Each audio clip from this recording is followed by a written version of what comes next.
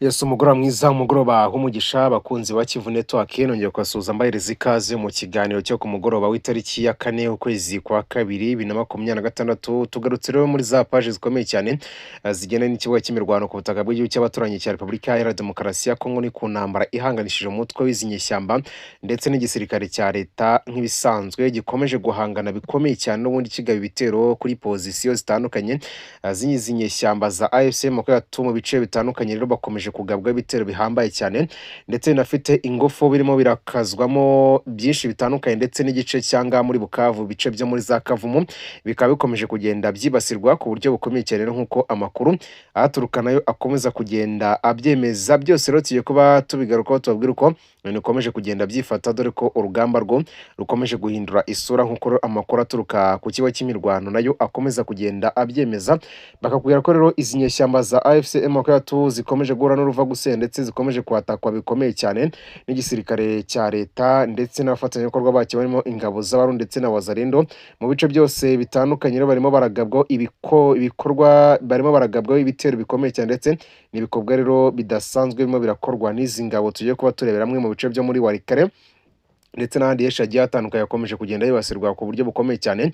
Ni rero tugiye kuba tugarukaho tukabwira uko ibintu byifashe kugeza aka kanya, dore ko intambara ikomeje kugenda ifata irindi ntera ndetse n'urugamba rukomeje guhindura isura.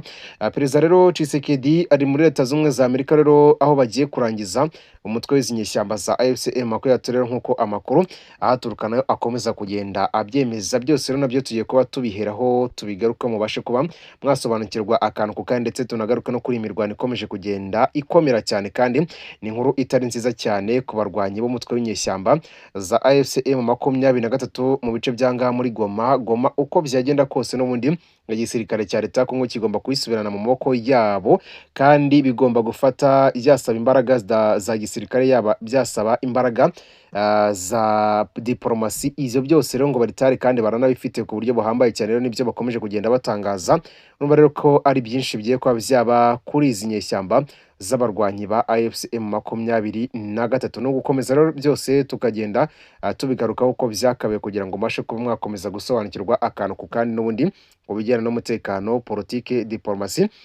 Turagaruka rero mu gace ko muri Kabunambo kabisa muri Sange, inyeshyamba za AFC M23 zagabweho ibitero bifite imbaraga ndetse zanakubiswe bidasanzwe muri cya gice cyo muri Sange. Nabyo rero tugiye kuba tubirebera hamwe, urumva rero ko amakuru y'uyu mugoroba ni menshi cyane. Reka rero duhere ku makuru no muri agendana na diplomasi y'uburyo rero Tshisekedi yamaze kuba agera Washington, aho rero ibivugwa ko yamaze kuba anaganira na Perezida Trump, ariko bakaganira n'ubundi mu muhezo. Ibi nabyo rero turaza kuba tubirebera hamwe uko byifashe. Kuri uyu wa gatatu itariki ya 4 Gashyantare, Perezida wa Repubulika Iharanira Demokarasi ya Kongo Felix Antoine Tshisekedi Chilombo yageze i Washington muri Leta Zunze za Amerika, aho yitabiriye amasengesho yo gusabira igihugu cya Amerika azwi cyane muri Amerika bayita National Prayer Breakfast, aba ku nshuro ya 74. Nibwo rero agiye kuba buri mwaka. Rero iki gikorwa gihuza abayobozi ba politike, abayobozi b'amadini, abafata ibyemezo mu by'ubukungu n'abantu bakomeye buri muri societe civile baturutse hirya no hino ku isi.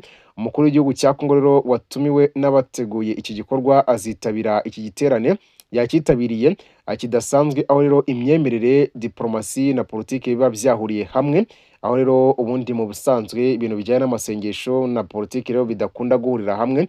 Uyu mugabo rero yabyitabiriye, gusa rero mu kwitabira n'ubundi iki gikorwa ni na gahunda yo gukomeza n'ubundi kuza kuganira na Perezida Trump. Amasengesho rero yo gusabira igihugu no gusangira ifunguro yarateganyijwe kuri uyu wa 4 tariki ya 5 Gashyantare, azaba ayobowe n'abagize inteko ishinga amategeko ya Amerika.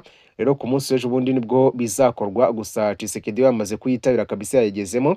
Binavuga ko rero amateraniro yabaye uyu munsi wa none ku mugoroba yitegura no muri kuba abakora aya masengesho nawe ayarimo. Urumva ko rero Tshisekedi yahazindukiye kabisa. Rero bivugwa ko tayari yamaze no kuba anaganira mu muhezo na Trump, kandi binavugwa ko uyu mugabo ku munsi w'ejo naho bashobora kugirana ibiganiro birambuye, noneho bitari mu muhezo, noneho bagomba kuganira ibyo kuri iki kibazo cy'izinyeshyamba z'abarwanyi ba AFC M23 zo kurekura cyane cyane gahunda ngo ni ukurekuza ikibuga cy'indege cya Goma, kandi kurekura ikibuga cy'indege cya Goma izi nyeshyamba no muri zaba zibuze byose. Murabizi neza ko uyu mugabo yavuye hariya Abu Dhabi ku munsi w'ejo, yavuye Abu Dhabi ndetse uyu mugabo Tshisekedi yari yavuye mu Bufaransa, yaraherutse kuva mu Bubiligi. Urabona ko rero arimo aragerageza kuba yakumvisha abafite ijambo rikomeye cyane kuri izi nyeshyamba ku buryo bashobora kuba batuma izi nyeshyamba bazikanga zikava mu bice ziyoboye nk'uko babikoze muri Uvira, izi nyeshyamba zikahava.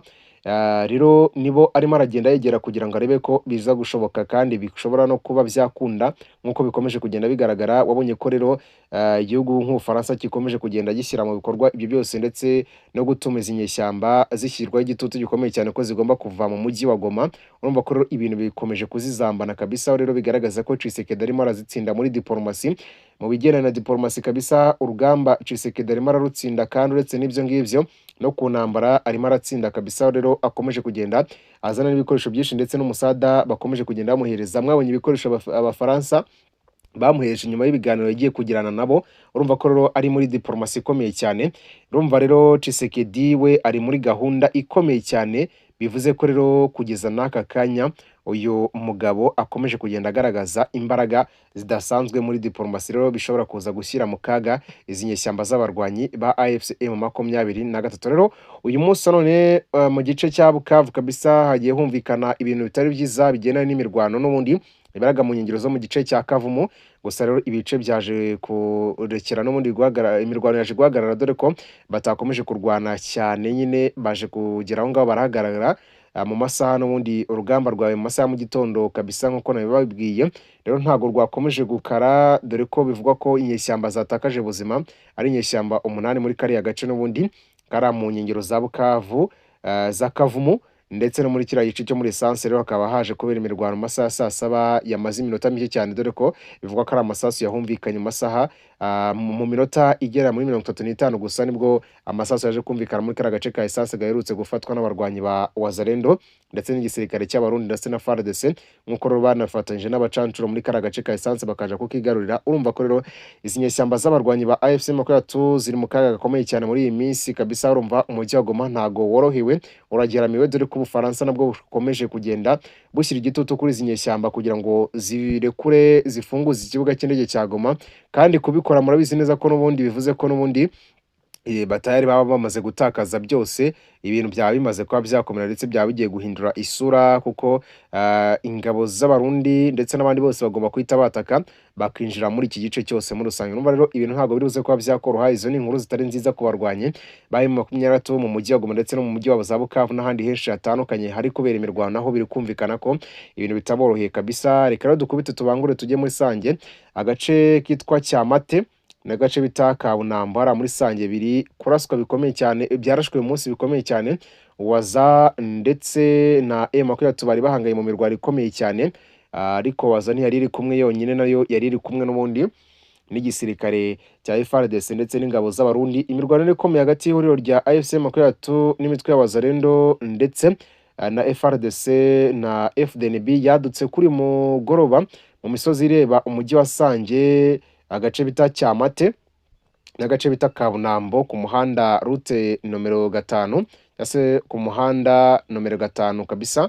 Imirwano iracyakomeje kandi imibare y'abagwe n'abakomeretse iratangazwa mu masaha ari imbere, nk'uko amakuru tuyakesha n'ubundi bagenzi bacu bari ku kigo cy'imirwano batubwiye ko rero imibare itaremezwa neza muri kano gace, kuko muri aya masaha n'ubundi y'umugoroba twabagezagaho amakuru cyangwa se turi kuyategura muri buze kuba mwayumvira.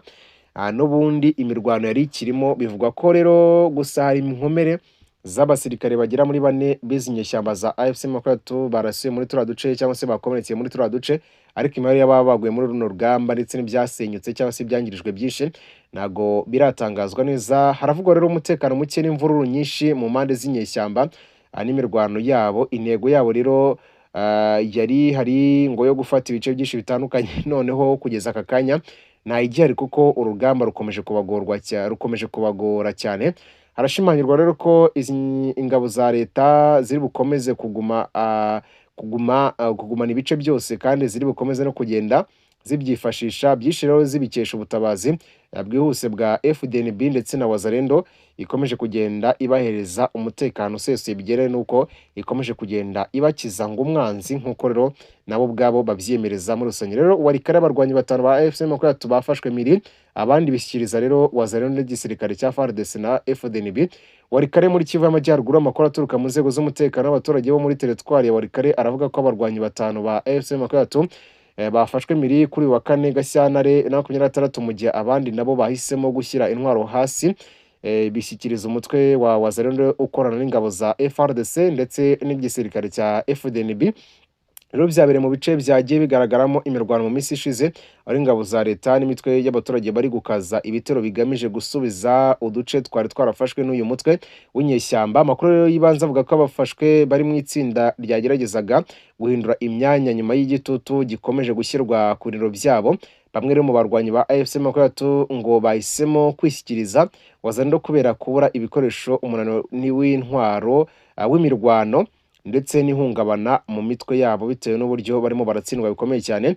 Abaturage bo muri utu duce rero bavuga ko imirwano iherutse yabateye impungenge nyinshi, ariko ko gufatwa kw'abarwanyi no kwishyikiriza kw'abandi bibaha icyizere ko umutekano ushobora kugaruka buhoro buhoro bitewe n'uko ingabo za leta ziri kugaragaza impinduka zikomeye cyane mu bigendanye n'imirwano ikomeje kubera muri bice byanga muri za Walikare muri Sahel. Rero inzego z'umutekano ziratangaza ko abafashwe bari gukorwaho iperereza mu gihe abasabye kwishyikiriza bakomeje kwakirwa no kwitabwaho hakurikijwe amategeko n'amabwiriza agenga abafata icyemezo cyo kuva mu mitwe yitwaje intwaro. Nubwo rero hari izi ntambwe, umutekano muri Walikare uracyarimo impungenge kuko hari uduce tumwe na tumwe tugikekwamo ibikorwa by'inyeshyamba. Abaturage barasabwa gukomeza kuba maso no gukurikiza amabwiriza y'inzego zibishinzwe kugira ngo bataza kuba baba ibitambo by'intambara muri bino bice byo muri Walikare muri Sahel. Rero muri gice cyo muri Fizi dukubita tubangura waza FARDC mu gitero gisubiza ibitero bya AFC M23 mu bice byo mu misozi impuruza mu gice cyo muri Uvira. Umva rero ibintu byoroshye. Imodoka z'abasirikare ba AFC M23 zamanutse zerekeza mu kibaya cya Rusizi ziturutse mu gice cyara muri Nyangezi, bageze mu gace ka Sange babagabanyamo imitwe ibiri. Umwe afata icyerekezo cy'imisozi ya Moyenne Plateau, aho bigaragara ko bashaka kuzenguruka umujyi wa Uvira banyuze muri iyo misozi. Gusa ngo ibyo FARDC ngo yabonye kare ndetse irimo aragerageza guhagarika ibyo bitero bishobora kuza kwigabwaho kuko ibice byose barimo baragerageza kuba babyataka. Bageze rero mu gace ka Sange ku musozi witwa Kabunambo, ni naho barwaniye kabisa kare. Ahari hejuru nayo maze kubabwira kabisa, abasirikare bakomeje kuberekeza mu misozi yo hagati banyuze mu gice cya Kigoma, mu gace ka Muhanga, mu gace ka Mugaja, aho rero bashobora gukomereza Ikashatu kugira ngo bagere mu misozi miremire ireba umujyi wa Uvira. Bivuga ko rero bashaka gutera umujyi wa Uvira banyuze mu byerekezo bibiri ku muhanda nomero 5 w'igihugu route nationale 5 no kumanuka bava mu misozi yo hagati iri hejuru y'umujyi. Harasabwa rero ko ingabo zirwanira mu kirere zigaruka byihuse zikagenzura ingendo zabo mu iyo misozi no ku muhanda nomero 5. Rero nibyo aba Wazalendo bakomeje gutangariza FARDC. None kandi FARDC irasabwa kongera imbaraga cyane ku birindiro biri mu misozi yo hagati no gufungura inzira zose zituruka Kagerere, Mugaja, Kirungu, Marungu no ku muhanda nomero 5, uyu muhanda w'igihugu n'ubundi, kubera ko izi nyeshyamba ngo ziragaragaza ko rero zikomeje kugenda za advancinga zishaka kwataka ibyo bice. Rero urumva ko ibintu bitoroshye kabisa uyu munsi no mu bice byo muri za Poeziro no muri za Minembwe. Abarwanyi barenga 6 bitanze kabisa rero nyuma yo gukubitwa n'igisirikare cya FARDC na Wazalendo na FDNB muri rusange. Rero kambashimire cyane, umunsi niyo makuru twa dufite kuri musaha y'umugoroba. Mbifuriza gukomeza kugira byiza, Imana ikomeze kwana namwe. Hasta la vista.